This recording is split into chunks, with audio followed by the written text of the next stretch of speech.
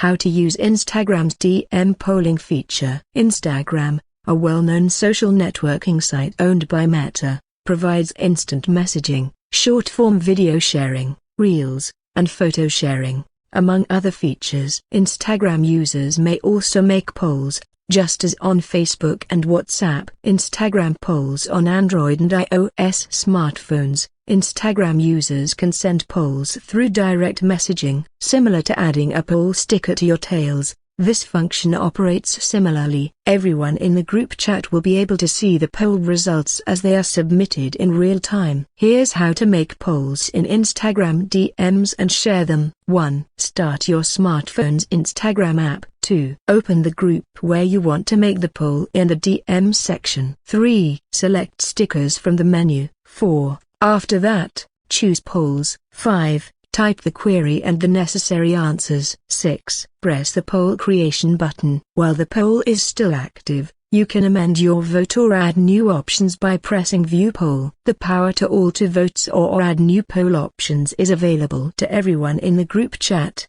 which should be noted. Adding a poll to DMs, images and videos, stories and group conversations are not the only platforms that support polls. You can include a unique poll sticker with any image or video that you share in a direct message.